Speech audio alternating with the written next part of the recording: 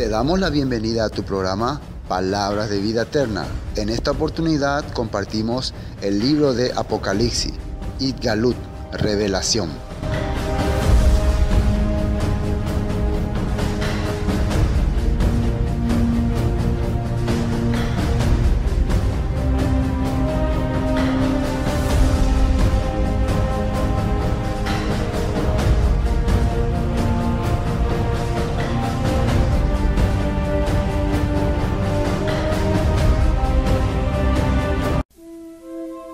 El Apocalipsis de San Juan.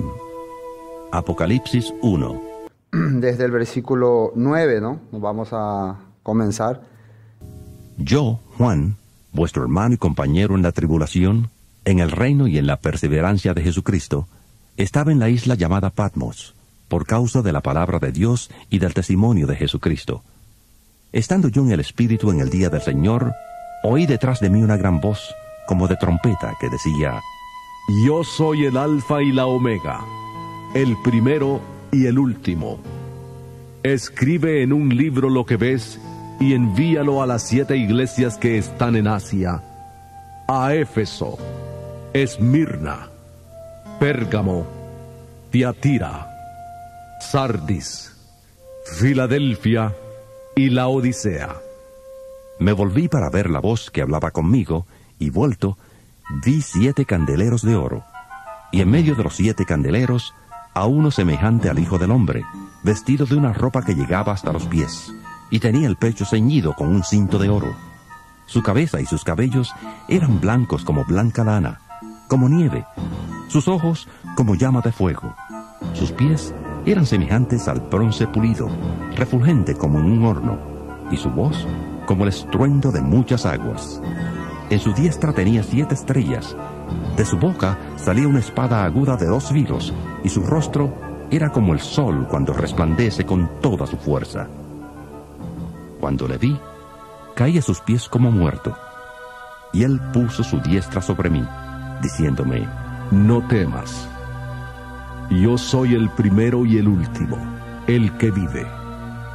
Estuve muerto, mas he aquí que vivo por los siglos de los siglos. Amén. Y tengo las llaves de la muerte y del Hades. Escribe pues las cosas que has visto, las que son, y las que han de ser después de estas, respecto al misterio de las 7 estrellas que has visto en mi diestra, y de los 7 candeleros de oro. Las 7 estrellas son los ángeles de las 7 iglesias, y los 7 candeleros que has visto son las 7 iglesias.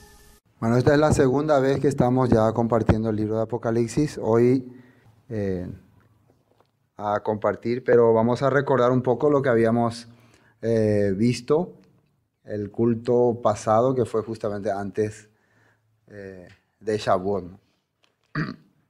Entonces, la Biblia, el Apocalipsis es una manifestación de Yeshua que le aparece al apóstol Juan, estando él prisionero en una isla llamada Patmos. En aquel tiempo, el pueblo de Dios, el pueblo escogido, los fieles de la palabra estaban sufriendo persecución, estaban también teniendo mucha aflicción, y muchos de ellos ya estaban hasta dudando de la palabra, como pensando que Dios nos abandonó, o todo esto parece que no tiene sentido. Ese corazón tenía. Entonces necesitaban una voz de aliento, necesitaban una manifestación de Dios. Y el último apóstol vivo en ese tiempo era el apóstol Juan. Y Dios justamente a través de él se manifiesta. Es muy importante el relato que le va a dar. Todo lo que acontece en Apocalipsis es un reflejo de lo que ya había acontecido en el pasado, cuando Dios también se manifestaba a su pueblo para darles liberación y rescate.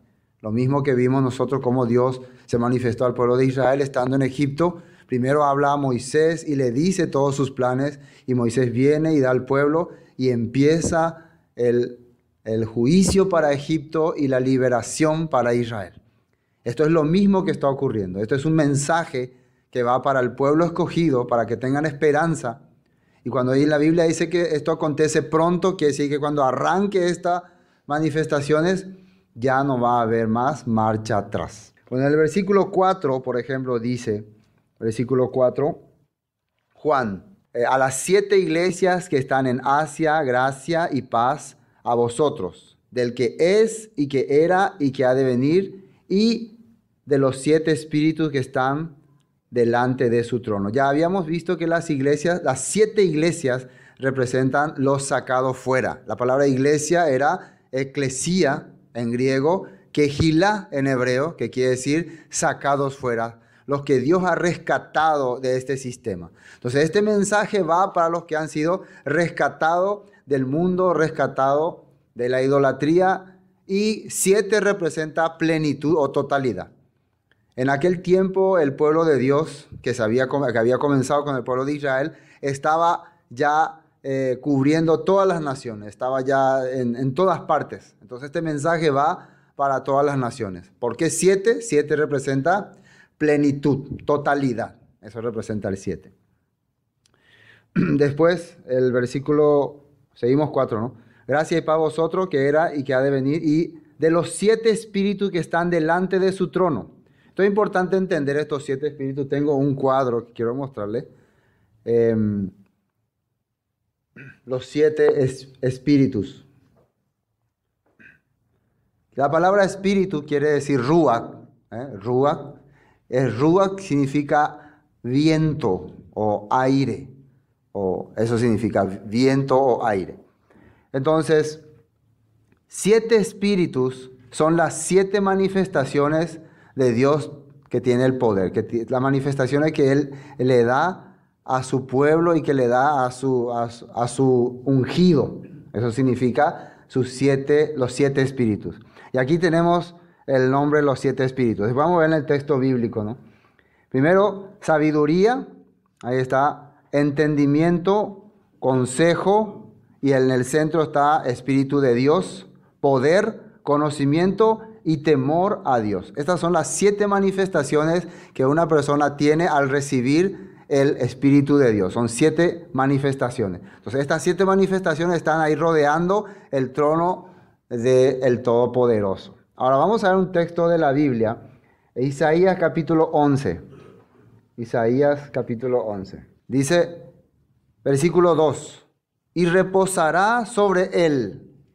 Primero el versículo 1, ¿no? Saldrá una vara del tronco de Isaí y un vástago retoñará de sus raíces, refiriéndose al Mesías. Isaí es el padre de David, y a David se le había prometido que de su descendencia iba a salir uno que iba a gobernar las naciones perpetuamente, que su reino no tendría fin. Por eso estamos entendiendo que se refiere a Yeshua. Dice, y reposará sobre él, va a descender sobre él el Ruach del Señor, el aliento divino. Eso es Ruach, santo, el aliento divino, el Espíritu de Dios.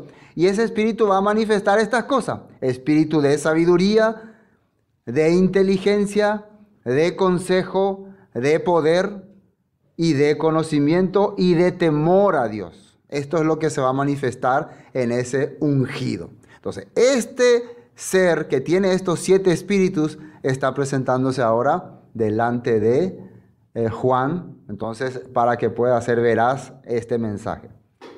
Volviendo a Apocalipsis. Bueno, después también habíamos visto el versículo 5, y de Yeshua HaMashiach, el testigo fiel y el primogénito de los muertos. Yeshua HaMashiach significa, Yeshua es salvador de nuestros pecados, Mashiach es ungido para reinar.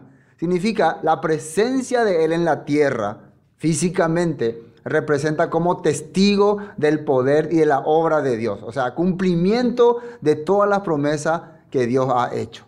Entonces, no solamente vienen los espíritus, las manifestaciones de sabiduría, sino el cumplimiento también.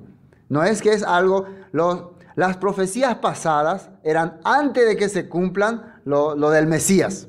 Cuando recibieron Daniel, Ezequiel, Isaías, Jeremías, Yeshua todavía no había venido, no se había cumplido. Pero este mensaje es mucho más importante, porque este mensaje ya trae el poder de Dios con sus 7 espíritus, más el cumplimiento de lo que todos ellos habían dicho en el pasado. O sea, la presencia ya de Yeshua, el Salvador y el ungido para reinar. Que ha de venir de los 7 espíritus que están delante del trono. Versículo 5, de Yeshua Mashiach, el testigo fiel, el primogénito de los muertos. ¿Por qué primogénito? Porque él, a pesar de también haber pagado el precio de nuestro pecado, morir por nosotros, al tercer día resucita. Es el comienzo de una vida nueva. Es el ejemplo de todo lo que va a ocurrir con sus seguidores. Él es el comienzo. Y el soberano de los reyes de la tierra, al que nos amó y nos lavó de nuestros pecados con su sangre. Bueno, eso es lo que estábamos viendo de los que habíamos compartido la vez pasada. El versículo 8 dice, yo soy el Aleph y la Taf, alfa y omega, principio y fin, dice el Señor, el que es y el que era, ha de venir el Todopoderoso. Hasta ahí habíamos compartido la vez pasada. Ahora el versículo 9. Yo, Juan, vuestro hermano y copartícipe copartícipe vuestro en la tribulación, en el reino y en la paciencia de Yeshua HaMashiach Jesucristo, estaba en la isla llamada Patmos por causa de la palabra de Dios y el testimonio de Jesucristo. Entonces, ¿qué él dice Juan que está pasando? Yo soy uno que está sufriendo igual que ustedes. Yo soy alguien que está padeciendo también. No es una persona que está cómodamente, tranquilamente desde un reino, desde una congregación. Aguanten ustedes. Yo, por ejemplo, estoy tranquilo, sin sufrimiento, y le estoy diciendo, sigan adelante, aguanten, sufran por el evangelio, pero yo estoy cómodamente y feliz. No soy esa clase de persona, está diciendo Juan. Soy alguien que estoy sufriendo. Soy un ejemplo de persecución, un ejemplo de sufrimiento. Estoy expuesto igual que ustedes. Porque era típico antes que los grandes líderes se cubrían o se mantenían en lugares seguros, pero desde ahí mandaban fortaleza a sus súbditos para que prediquen, para que tengan la fe, para que vivan por el evangelio, pero ellos vivían cómodamente, ellos vivían lujosamente. Era típico eso en ese tiempo y hasta en nuestros tiempos, ¿no? Es muy típico. Bueno, él dice que yo soy también participante de la misma tribulación que ustedes. Estoy en la isla llamada Patmos por causa de la palabra de Dios y el testimonio de Yeshua HaMashiach. ¿Cuál es la causa por la cual le apresaron a él? ¿Él cometió algún delito, robo, asalto? La palabra de Dios. La palabra de Dios. Es importante esto, que es la palabra de Dios para una persona que está recibiendo este mensaje en aquel tiempo. En aquel tiempo. Hoy puede ser que para nosotros la palabra de Dios sea muchas cosas, ¿no? Por ejemplo, el Nuevo Testamento, tenemos ya el Nuevo Testamento. Para nosotros eso puede ser la palabra de Dios. Pero en aquel tiempo, si Juan dice que estaba recibiendo persecución por la palabra de Dios, ¿cuál palabra de Dios creen que sería? La Torá, los Salmos y los profetas. En la Torá, en los Salmos y los profetas encontramos el mensaje de un reinado, el mensaje de imperios que van a querer destruir al pueblo de Dios. Encontramos todos esos mensajes, ¿no? Daniel ha visto ya lo que iba a ocurrir en los últimos tiempos. También el profeta Ezequiel, el profeta Jeremías. Todos ellos ya habían visto lo que iba a ocurrir. Habían visto inclusive los imperios que iban a atacar a Israel. Inclusive este último imperio, que era el imperio romano, ¿no? Ellos ya lo habían visto. Entonces, cuando una persona está diciendo que está siendo perseguido por la palabra de Dios, quiere decir que a él le acusaban de estar rebelándose contra el imperio, contra el que estaba gobernando en esa época. Entonces, cuando vos hablas en contra de un imperio que está gobernando, diciendo, este es un imperio usurpador, dentro de poco va a venir nuestro Salvador, nuestro ungido, saldrá un vástago de la raíz de Isaí y va a gobernar, ya te agarran y te apresan. Y con más razón cuando decís que ese representante ya vino y ahora le estamos esperando para que venga a liberarnos. Entonces, eso no pueden escuchar los hombres poderosos de esa época, no pueden escuchar que vos hables de otro imperio. Entonces, esto es lo que él está diciendo. Esto es la palabra de Dios entonces. Y el testimonio de Yeshua HaMashiach. Entonces, dos cosas. Dos cosas que siempre tienen que ir juntos: la palabra de Dios y el testimonio de Yeshua HaMashiach. ¿Qué es el testimonio de Yeshua HaMashiach? Él vino, vivió, murió, enseñó la palabra, murió y resucitó por nosotros. Entonces, es un testigo físico de la voluntad de Dios. Y la palabra de Dios, los escritos, lo establecido ya por Dios en la antigüedad. Todo eso tiene que estar en tu vida para que vos seas un verdadero representante de Dios. Y eso te va a causar a la larga persecución. Si hoy en día la gente no tiene persecución, si hoy en día la gente vive cómodamente y tranquilo en sus vidas, es porque le está faltando estas cosas. O no tiene la palabra de Dios en su vida, y tampoco tiene o no tiene el testimonio de Jesucristo. Entonces, nadie le va a crear problema. La cristiandad misma está tan cómoda está viviendo el cristianismo en la actual, por lo menos en la sociedad moderna. No podemos decir ya en los países extremistas, ¿no? Países árabes, países extremistas sería otra cosa. Pero en la sociedad moderna, en los países modernos, el cristianismo está viviendo muy cómodamente. No se puede llamar entonces más que tiene alguna persecución. Inclusive es muy cómodo ser cristiano. Es lo más bonito que hay. Ay, qué lindo ir hacia la iglesia, sentarse, escuchar la alabanza, la prédica del pastor, salir con gozo y llegar otra vez a tu casa tranquilo, poner algunas músicas cristianas, un canal cristiano, una radio cristiana. Es cómodo, ¿no? Es una comodidad total ser cristiano. ¿Ustedes creen que en la época de Juan así ellos vivían? Así compartían la palabra. Ellos corrían peligro de muerte. Entonces, ¿qué es lo que está ocurriendo? Que el cristianismo se está acomodando tanto al sistema que ya no va a poder aguantar cuando venga dificultad. Ya no va a poder soportar, no va a poder tolerar. No, yo no voy a aguantar esto. Porque ya Satanás ha hecho lo que quería. Le ha acomodado a una vida cristiana bien ligera, bien fácil, bien cómoda, que no se tolera más sacrificio ni sufrimiento en la vida del cristiano. ¿Cómo vas a estar sufriendo siendo cristiano? Cristiano tiene que vivir cómodo, feliz. Inclusive hay doctrinas que predican que tiene que ser rico, que tiene que ser millonario, que tiene que vivir en abundancia. Y así se está viendo. Juan no estaba así. Juan vivía preso, trabajando como esclavo en una isla. Ahora, versículo 10. Yo estaba en el Espíritu, yo estaba en el Espíritu en el día del Señor, y oí detrás de mí una gran voz como de trompeta. Ya, ¿qué significa yo estaba en el Espíritu? Ese término es muy importante entender, de que yo estaba en el Espíritu, porque muchas personas piensan que estar en el Espíritu quiere decir como tipo volando, o ¿cómo se puede entender? Así, ¿no? Algo así, ¿no? Soñando así, ¿no? No. Ese término, yo estaba en el Espíritu, quiere decir yo estaba meditando en las Escrituras, estudiando la palabra. La pregunta que tenemos que hacernos: ¿puede ocurrir algún milagro sorprendente cuando vos estás meditando y observando la Escritura? Claro, tenemos varios ejemplos. El rey David era una persona que meditaba en la Escritura. Y mientras él meditaba en la Escritura, muchas cosas Dios le reveló. Muchas cosas Dios le mostró. Inclusive le mostró a su Señor sentado a la diestra de su Señor, dice. Vio muchas cosas. Él entendió muchos milagros, mucho poder de Dios cuando meditaba en la Escritura. Inclusive escribió que el varón bienaventurado el que medita de día y de noche en la palabra, en la ley de Dios.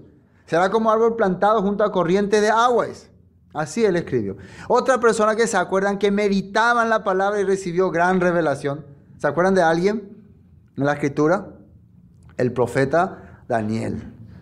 Daniel estaba un día meditando en la Escritura, según Daniel capítulo 9, ¿no? Él estaba estudiando el libro de Jeremías, las Escrituras de Jeremías, y ahí estaba comprobando que Dios tenía que liberar a su pueblo en los 70 años. Y en ese momento de repente él siente deseo de orar, de ayunar, de clamar y de pedir a Dios misericordia. Señor, por favor, tenga misericordia de su pueblo. Hemos pecado, hemos transgredido sus mandamientos. Así él clama. ¿Y qué ocurre? El ángel Gabriel le aparece. el Señor ha oído tu ruego, desde que comenzaste tu clamor. Eso es muy importante. Entonces, ¿ustedes creen que Juan estaba simplemente ahí jugando? No, él también, meditando en la Escritura, mirando los escritos ahora de Daniel. Él estaría mirando los escritos de Daniel, los escritos de Jeremías. Aquí sale que Daniel vio esto, que Dios le prometió a Daniel que iba a ocurrir estas cosas, que el pueblo que un príncipe que nos destruyó iba a ser enjuiciado. Todas estas cosas estaría meditando y pidiendo a Dios: Señor, dame una señal. Muéstrame que realmente tú estás con nosotros. ¿Y qué creen? Dios se le aparece, se le manifiesta. Eso es estar en el Espíritu. ¿Ustedes quieren estar en el Espíritu? ¿Quieren sentir esa sensación de estar en el Espíritu, que Dios te está revelando algo? Entonces aprendan a meditar en la Escritura, a entrar, porque quiero conocer, quiero saber la verdad. Yo no quiero ser una persona engañada, no quiero ser una persona que viva en falsedad. Quiero realmente encontrarme con Dios, y eso es meditando de día y de noche en su palabra. Bueno, ahora, ¿qué es lo que estando en el Espíritu él encontró? ¿Qué es lo que vio? Dice Espíritu en el día del Señor. Mientras entraba en la Escritura, llegó a una fecha, llegó a un día, el día del Señor. ¿Cuál creen ustedes que en la Biblia es el día del Señor? No es solamente decir el Shabbat, el día del Señor, ni el domingo, el día del Señor. Es un día específico. Cuando vos meditas en la Escritura, quiere decir que como que viajar en el pasado o viajar en el futuro. Así es. Entonces lo que está ocurriendo acá, que Juan, al meditar en esta Escritura, la Escritura le llevó a una época, le llevó a un tiempo. ¿Qué tiempo cree que era ese? El tiempo en que Dios iba a traer el juicio sobre las naciones. El tiempo en que Dios iba a liberar a su pueblo de este mundo, de la corrupción. El tiempo en que Dios iba a establecer todo lo que había prometido en la Escritura. Ese es llamado en la Biblia el día del Señor. Amén. Bueno, vamos a ver algunos textos. Hechos capítulo 2, versículo 20. Hechos capítulo 2, versículo 20. Esto es una parte de lo que está hablando Pedro cuando está compartiendo precisamente en Pentecostés, cuando ellos recibieron el Ruach HaKodesh, el Espíritu Santo. Pedro está testificando y entre ese testimonio menciona los escritos de un profeta. Y dice el versículo 20, el sol se convertirá en tinieblas y la luna en sangre antes que venga el día del Señor, grande y manifiesto. Y todo aquel que invocar el nombre del Señor será salvo. Antes que venga el día del Señor. El día del Señor se refiere al día en que Dios establezca su juicio. Segunda de Pedro capítulo 3, versículo 10. Segunda de Pedro capítulo 3, versículo 10.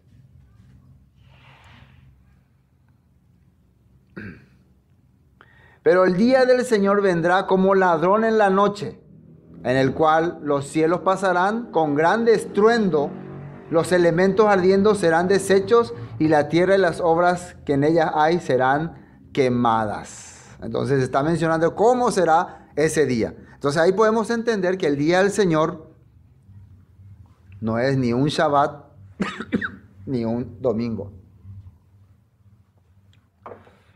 Es el día en que Dios va a establecer juicio. ¿Por qué le digo esto? Porque leí en una versión de la Biblia, estaba yo un día domingo, dice, en una versión de la Biblia, no sé si es latinoamericana, y otra versión, o sea, otra persona dice, estaba en un Shabbat.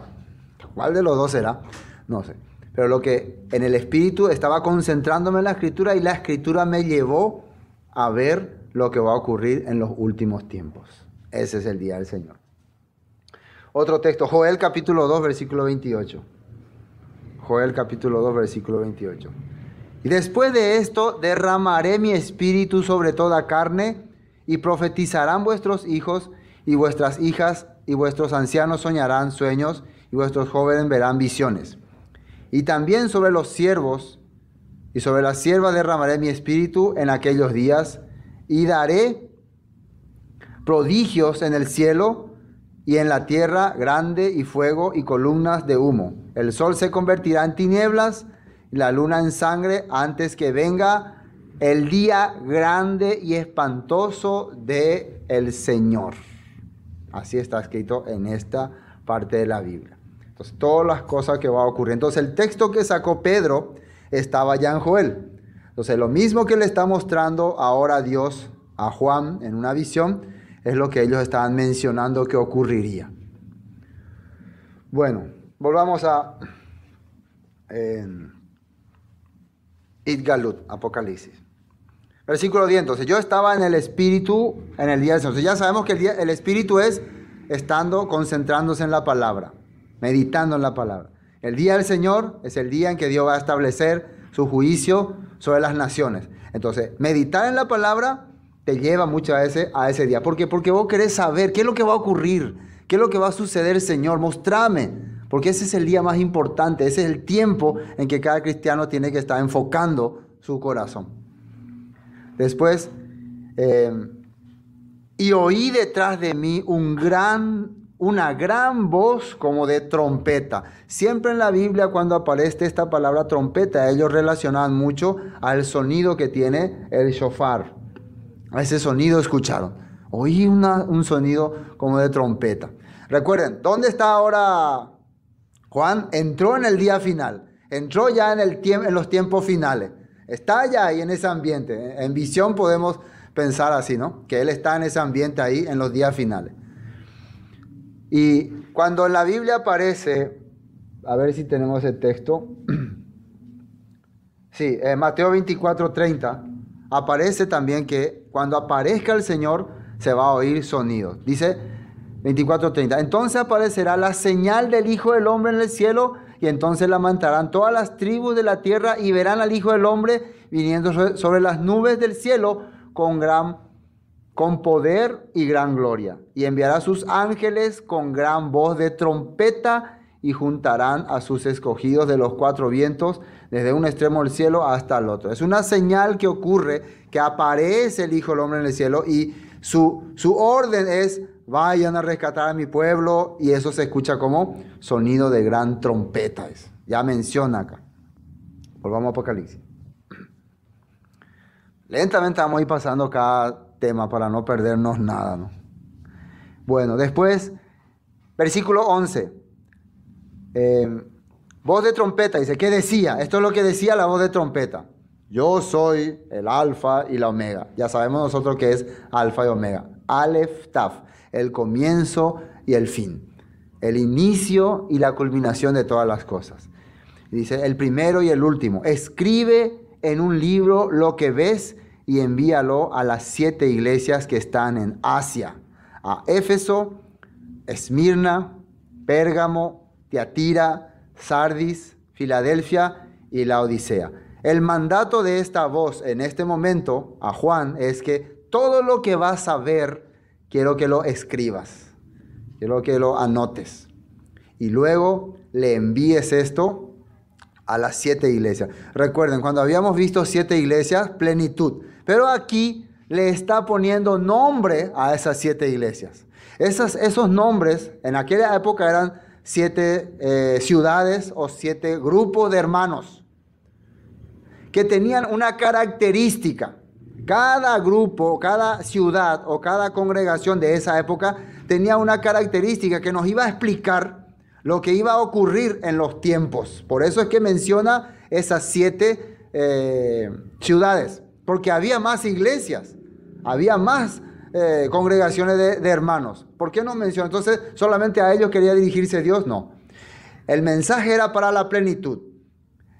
Si iban exclusivamente para estas 7, estos 7 que menciona acá, es porque estas, no es que van directamente para estas 7. Por ejemplo, la carta que vaya a Éfeso, tiene que leerla también la que fue a Tiatira, la que fue a Sardis, todas tienen que leerla. No sé si me están entendiendo. No es que la carta de Éfeso, solo de Éfeso vamos a leer y los otros no tienen que saber nuestro mensaje, no.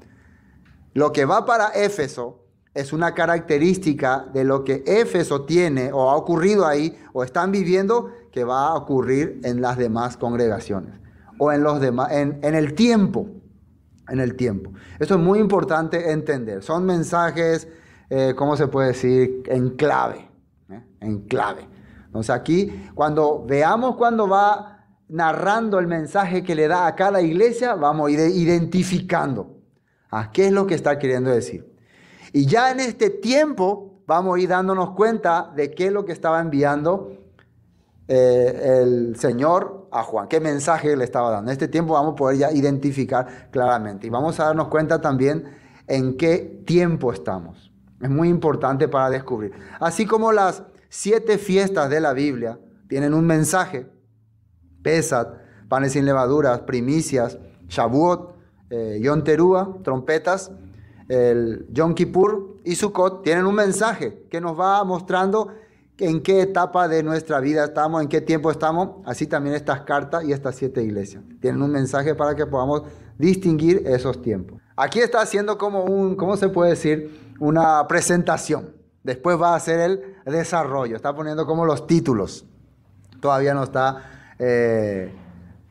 desarrollando el tema. Está haciendo como título, presentaciones de qué va a ocurrir, qué va a hacer, qué va a pasar. Bueno, versículo 12. Y me volví para ver la voz que me hablaba, que hablaba conmigo, y vuelto vi 7 candeleros de oros. Y aquí más detalladamente no está diciendo candeleros, sino veleros. 7 velas. Aquí pusieron candeleros, pero es 7 velas. 7 velas.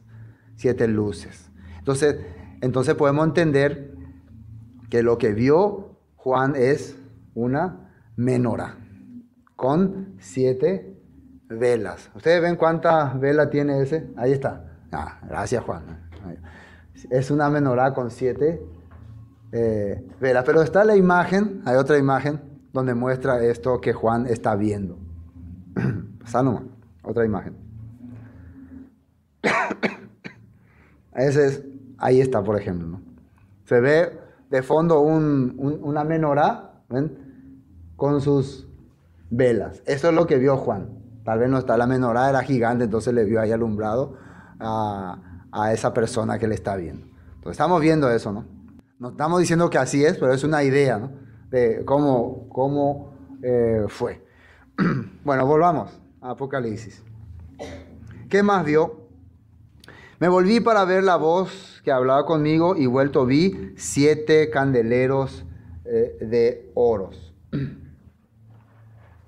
7, esos 7 candeleros, después va a explicar qué representan, ¿no? Nosotros sabemos que representan a estas 7 iglesias, ¿no? A estas 7 iglesias. Y en medio de los 7 candeleros a uno semejante al Hijo del Hombre.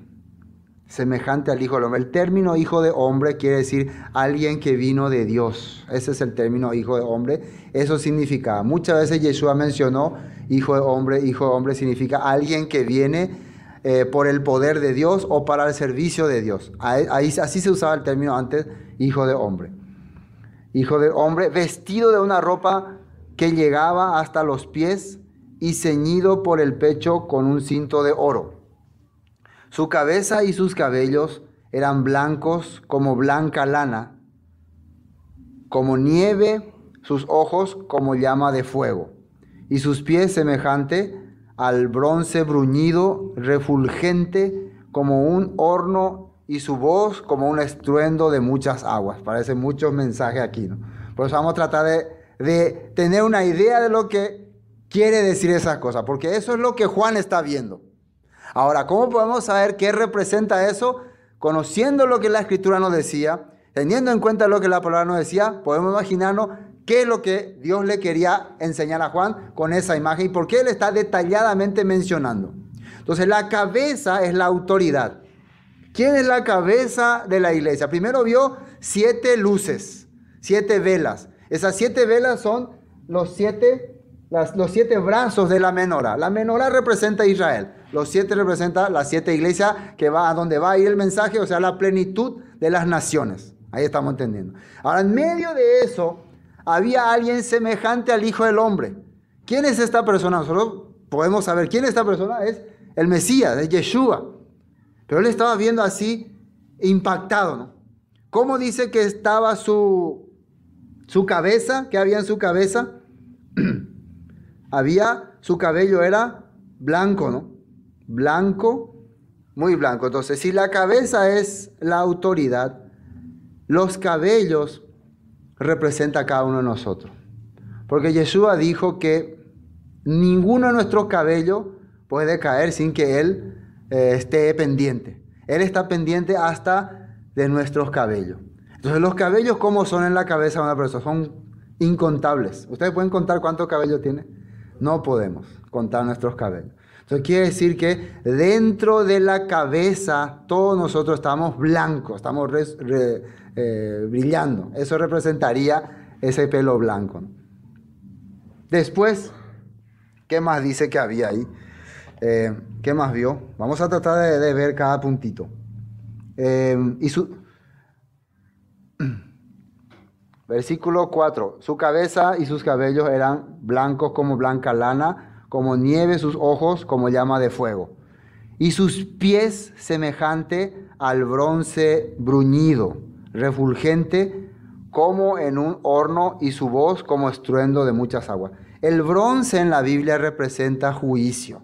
Cuando Dios había establecido el arca, el altar del holocausto, se había hecho el material de bronce. Y ahí se hacían los sacrificios. Ahí se hacían los holocaustos. Entonces, cuando nosotros estamos viendo que su pie está como, acá dice, lo voy a ver, como representando como bronce, es una similitud a que esta persona o este ser que está viendo es el que ha caminado, el que ha establecido, el que ha dado sus pasos para cargar nuestro juicio, para llevar nuestras transgresiones. Él ha sido el que ha venido a caminar o a andar para purificar nuestra vida. Eso significa. Lo que vos estás viendo ahí, sus pies como bronce, bruñido, bien pulido, quiere decir que este hombre ha hecho juicio, o sea, ha recibido el juicio por nosotros. Estamos viendo eso. Entonces, esa es la prueba de lo que estamos viendo aquí. Juicio, cargó nuestros pecados, llevó nuestras dolencias. Muchas personas, vamos al otro texto, dice, muchas aguas, su voz como estruendo de muchas aguas. En la misma Biblia, acá en Apocalipsis, dice que las aguas representan las naciones. Entonces, si él está escuchando cuando habla este hijo de hombre, como el sonido de mucha agua, quiere decir que está hablando en representación de muchas naciones. Y Yeshua es la cabeza de naciones. Cuando él está hablando por el pueblo de Israel, por el pueblo de Dios. Quiere decir que su voz es el mensaje de la voz de todas las personas que están alabando a Dios. Es el clamor de todas las personas. Por eso aparece aquí como una voz, un estruendo de muchas aguas. Estos son lo que Juan está. Eso es lo que estamos tratando de descifrar de lo que está viendo. Pero en síntesis, él está viendo simplemente esta imagen. Y a medida que se vaya desglosando el Apocalipsis, todo esto que le estoy diciendo se va a ir manifestando. Sin que yo le explique. Yo le explico ahora porque estamos comenzando. Pero cuando vayamos leyendo Apocalipsis, todo esto va a aparecer. Todo esto ustedes van a ver. Van a ver todo esto que estoy diciendo. ¿Qué representa este cabello, este pie? ¿Qué representa estas aguas? Estas siete velas. El mismo libro detalla todo. Por eso una persona que lee Apocalipsis detalladamente, lee nada más, ya es bienaventurado. Por leer. Dios se encarga de revelarle. ¿Entienden? Dios se encarga de abrirle el entendimiento. Bueno, continuemos, ¿no? Continuemos. Versículo 6. Tenía en su diestra 7 estrellas, de su boca salía una espada aguda de 2 filos, y su rostro era como el sol cuando resplandece en su fuerza, como el sol que cuando resplandece en su fuerza. Bueno, diestra, a ver, esta es mi diestra, ¿no? Esta es mi diestra. Aquí en su diestra, en su mano derecha, dice que tenía 7 estrellas. Así dice ahí, ¿no? 7 estrellas. De su boca salía una espada aguda de 2 filos. Bueno, las 7 estrellas, según lo que nosotros podemos ver en la Escritura, en el libro de Daniel, dice que los entendidos resplandecerán, dice, brillarán. Las 7 estrellas están representando mensajeros. El mismo libro va a explicar, yo le estoy adelantando nomás a usted. El mismo texto de Apocalipsis va a explicar qué son las 7 estrellas, pero yo le estoy dando un adelanto. Son mensajeros, son gente que va a llevar el mensaje. Y a la gente que lleva el mensaje se le llama estrella, porque brilla, alumbra, hace luz, hace una pequeña luz. Ahora, la espada aguda que sale de su boca y tiene 2 filos, creo que ya cualquiera sabe qué significa. ¿Qué creen que significaría la espada? La palabra, la escritura, el mensaje que Dios nos da. Y bueno, vamos a ver, aquí en un texto quiero mostrar. Primero, Daniel capítulo 10, versículo 5. Daniel capítulo 10, versículo 5. Daniel también vio este tipo de visión. Alcé mis ojos y miré, y he aquí un varón vestido de lino y ceñido sus lomos de oro de Ufaz. Su cuerpo era como de berilo, y su rostro parecía un relámpago, y sus ojos como antorchas de fuego, y sus brazos y sus pies como de color de bronce bruñido, y el sonido de sus palabras como el estruendo de una multitud. Ya Daniel detalla exactamente que era estruendo de una multitud. En Apocalipsis sale estruendo de muchas aguas. Entonces el mismo texto, es el mismo versículo. Entonces podemos deducir que Juan, cuando dice que estaba en el Espíritu, estaba meditando en estas escrituras, y ahí le aparece ya lo que Daniel también vio en el pasado. Otro texto, en Efesios capítulo 6, versículo 17. Efesios capítulo 6, versículo 17. Tomad el yelmo de la salvación y la espada del Espíritu. La espada del Espíritu, que es la davar de Elohim, la palabra de Dios. O sea, una persona tiene que tener una espada, significa tiene la davar, la escritura. Eso está mencionado el apóstol Pablo. Otro texto, Hebreos capítulo 4, versículo 12. Hebreos capítulo 4, versículo 12. Dice, Hebreos 4, 12. Ahí está saliendo que la palabra de Dios es más, 12, versículo 12. Más cortante, ¿no? Dice, porque la davar de Elohim, la palabra de Dios, es viva y eficaz. Atiendan bien, es viva y eficaz. O sea, es algo que acciona y soluciona. Acciona y soluciona. Y más cortante que toda espada de 2 filos, dice. Y penetra hasta partir el alma y el espíritu, las coyunturas y los tuétanos, y discierne los pensamientos y las intenciones del corazón. Eso le está llamando a la palabra de Dios. Es más cortante que una espada de 2 filos. Y empieza a producir cambio. Entonces, ¿qué creen ustedes que es la espada de 2 filos que sale de la boca de Yeshua? Tengan en cuenta esto. Cuando Yeshua empezaba a debatir con los fariseos, siempre les mencionaba lo que su padre había dicho. Un ejemplo, cuando ellos dijeron, ¿por qué tus discípulos no enseñan las costumbres y las tradiciones? Por ejemplo, lavarse las manos. Yeshua le dijo, hipócritas, ¿por qué ustedes también invalidan el mandamiento de Dios por vuestras tradiciones? Porque la palabra de Dios dice, honra a tu padre y a tu madre. Pero ustedes dicen, cualquiera que sirva al templo ya no necesita honrar a su padre y a su madre. Así ustedes invalidaron el mandamiento de Dios por sus tradiciones. Entonces, vemos nosotros que está sacando la palabra de Dios. También cuando los fariseos, los saduceos le preguntan acerca de la resurrección, a ver, háblanos de la resurrección, él les explica, ¿acaso no leyeron la escritura? Que a Moisés, cuando la zarza ardiente le apareció, él le dijo, soy el Dios de Abraham, el Dios de Isaac, el Dios de Jacob. Y Dios no es un Dios de muertos, sino de vivos. Con eso otra vez le estaba cortando, ¿no? Porque ellos tenían una mentalidad. Entonces, ¿qué estaba haciendo Yeshua? Sacando de su boca la davar de Elohim, o sea, la palabra. ¿Y a quién directamente le tiró también la palabra? De entrada, al mismo Satanás. Cuando Satanás le decía, si eres hijo de Dios, dile a esta piedra que se convierta en pan. ¿Qué dijo Yeshua? Una vez más, sacó algo filoso, ¿no? Escrito está, no solo de pan el hombre vivirá. Entonces, ¿qué es lo que es la davar de Elohim? ¿Qué es la palabra de Dios? La Torah, la escritura, los mandamientos de Dios. Esa es la palabra de Dios. Eso es lo que sale de la boca de este hijo del hombre. Y en la Biblia dice que Él regirá a las naciones con espada, con vara. Se refiere a la escritura, a la palabra. ¿Estamos entendiendo, no? Bueno, volvamos a Apocalipsis.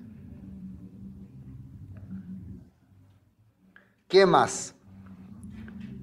Tenía en su diestra 7 estrellas, de su boca salía una espada aguda de 2 filos, y su rostro era como el sol cuando resplandece en su fuerza.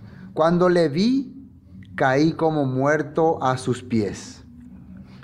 Y él puso su diestra sobre mí, diciéndome: no temas, yo soy el primero y el último.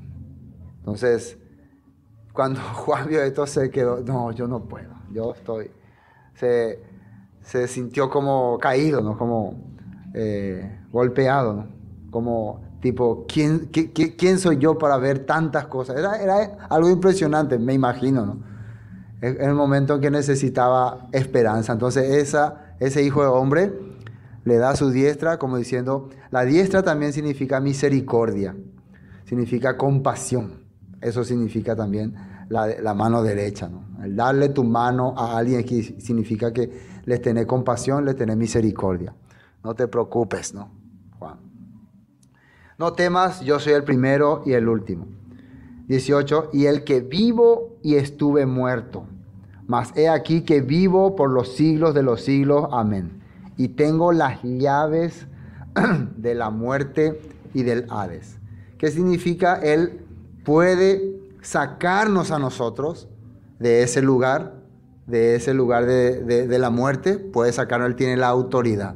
Eso es muy importante porque en Juan capítulo 5 está diciendo que cuando aparezca el Hijo del Hombre nos va a llamar, dice, oiremos su voz, y los que están en los sepulcros se levantarán, oirán su voz y se levantarán. ¿Qué quiere decir? Que Él tiene la autoridad para llamar: salgan de ahí, levántense, y las puertas del Hades se van a abrir y todos los que están muertos van a salir. Así está mencionando acá. Entonces esto ya Él dijo, ¿no? En la Escritura, Él tiene la autoridad. De la misma manera, en Ezequiel 37 sale: huesos, oíd palabra de Dios.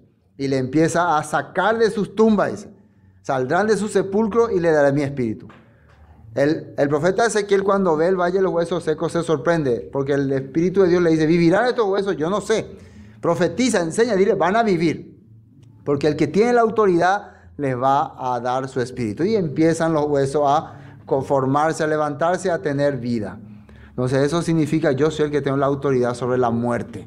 Yo puedo sacarle a todas las personas que han estado ahí en el Seol, en el Hades, encerrados. Yo tengo la potestad de liberarlo. Entonces nosotros no tenemos por qué tener miedo de la muerte, porque nuestro Salvador, nuestro Mesías, nos va a sacar de Él. Está manifestando como: yo soy el que puedo liberarle a ustedes de ese lugar. Escribe las cosas que ha visto y las que son y las que han de ser después de estas. El misterio, y acá le explica, el misterio. El mismo Yeshua le explica que esto es un misterio. Quiere decir que cuando Juan veía ahí las 7 velas, las 7 estrellas, tal vez no podía entender muy bien. Tal vez, ¿qué será lo que significa? Nosotros, como ya está aquí escrito, ya podemos entender. Pero Juan, ¿qué será lo que significa? ¿Pero qué le dice acá el Hijo del Hombre? El misterio de las 7 estrellas que has visto en mi diestra y de los 7 candeleros de oro. Las 7 estrellas son los ángeles de las 7 iglesias. La palabra ángeles aquí significa mensajeros, enviados. No simplemente es un ángel volador. Son personas también que van a llevar este mensaje, que van a ser usados para que este mensaje, esta carta llegue a este lugar. Son mensajeros. Se puede decir que eran entonces líderes que estaban dirigiendo en ese tiempo a la comunidad, que Dios iba a usar. Así como le está usando a Juan, Dios va a usar la vida de estos mensajeros para que este mensaje llegue a estas 7 iglesias, y de ahí hasta hoy, hasta que llegue aquí. Dios iba a usar estos mensajeros. Las 7 estrellas son los ángeles de las 7 iglesias. Y los 7 candeleros que has visto son las 7 iglesias. Los candeleros. ¿Por qué candeleros? La menorá representa a Israel. Las 7 velas representan la plenitud de las naciones. Israel está ahora en todas las naciones. Pero estos mensajeros tienen que ser luz. Cuando Dios rescata a Israel de Egipto, cuando Dios le lleva al monte Sinaí, les da una promesa. Ustedes van a ser mi especial tesoro sobre todos los pueblos, porque mía es toda la tierra. El objetivo por el cual Israel fue rescatado y fue escogido como pueblo de Dios es para hacer luz para las naciones, para alumbrar a las naciones. Por eso cada vela representa un mensaje para un tiempo entre las naciones. Entonces vamos a ver un texto más aquí en Daniel, capítulo 12, versículo 3. Daniel capítulo 12, versículo 12. Daniel 12. Vamos a leer desde 1. Desde 1 vamos a leer. Es porque esto es para los tiempos finales.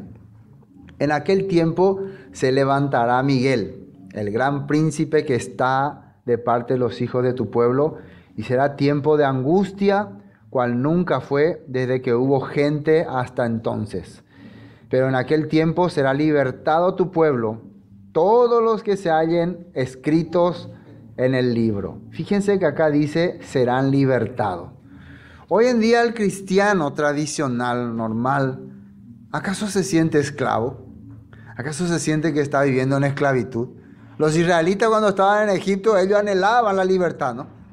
La fe era creer que un día iban a ser libres. Pero la tradición de hoy, nadie se siente esclavo. Todos se consideran libres. A pesar de que había promesa de libertad, en el corazón de ellos sabían que iba a venir un libertador, pero ellos estaban viviendo con esclavitud, por eso es que anhelaban, por eso es que esperaban. Entonces en el tiempo de Juan, los hermanos estaban siendo ejecutados, asesinados, esclavizados. Este mensaje sería muy importante. Un día vamos a ser libertados. Un día va a haber libertad para tu pueblo, todos los que están inscritos. Pero en este tiempo, cuando mucha gente escucha este mensaje, como que no le llega porque no siente que es esclavo de nada. Piensa que está libre. ¿Sí o no? Si ustedes leen todo el capítulo 12 de Juan, habla que en los últimos tiempos la ciencia, el conocimiento, la tecnología aumentaríais.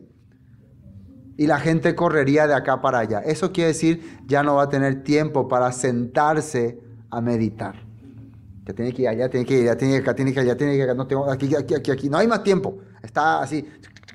Así serían los últimos tiempos. Entonces podemos ver que estamos en ese tiempo.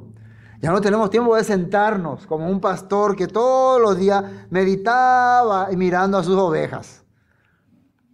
Eso es lo que hacía un pastor. Meditaba mirando a sus ovejas.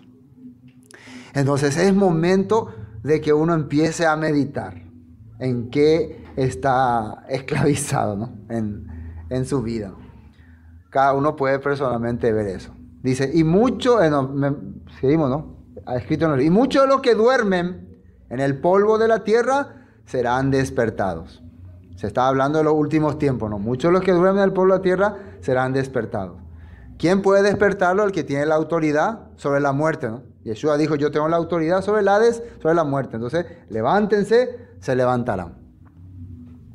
Unos para vida eterna y otros para vergüenza y confusión perpetua. Entonces hay dos tipos de resurrección. Una resurrección va a ser para heredar la vida eterna. La vida eterna es en el reino con Yeshua, con Dios, con Jesús. Y el otro es confusión perpetua. Nunca va a entender qué es lo que está pasando, qué es lo que está ocurriendo, porque siempre vivió en otro mundo. Se puede decir así. Igual que la gente actual, que no entiende muchas cosas. ¿No? ¿Qué es lo que está pasando? Yo no entiendo nada. Pero esa cosa se puede solucionar ahora, ¿no? Se puede empezar a abrir nuestra mente. No tenemos que andar siempre en confusión. Tenemos que estar claros. Los entendidos, ¿qué dice ahí? Los entendidos resplandecerán como una vela. Cuando vos encendés una vela, empieza a alumbrar. ¿Quiénes son los que van a brillar? Se puede decir resplandecer, se puede decir brillar también, como estrella. Los entendidos, los que han logrado comprender el plan de Dios, el propósito de Dios, el objetivo de Dios, van a brillar. O jesapetas y cuay. Jala no entendían baebe y ñupututa. Van a ser ñuputú. Oscuro. Su vida es oscura.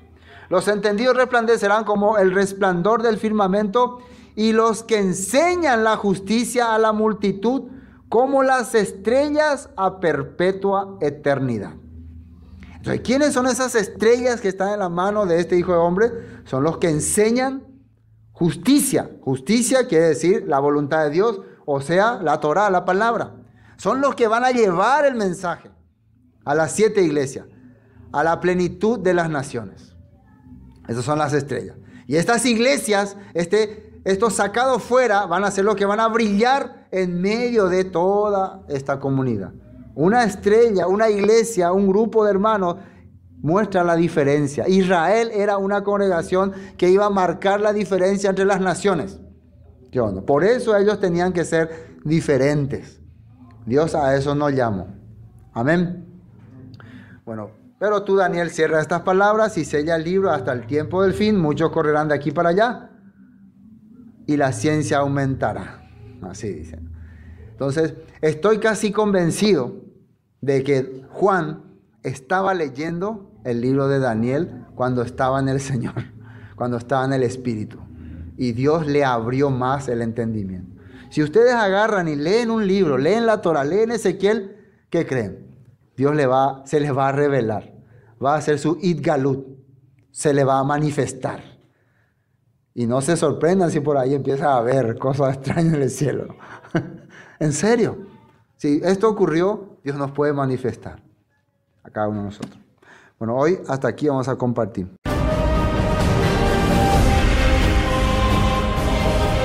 Esto fue Palabra de Vida Eterna, con el estudio del libro de Apocalipsis, Revelación. Para cualquier información, 0981 60 46 77. Bendiciones y hasta pronto.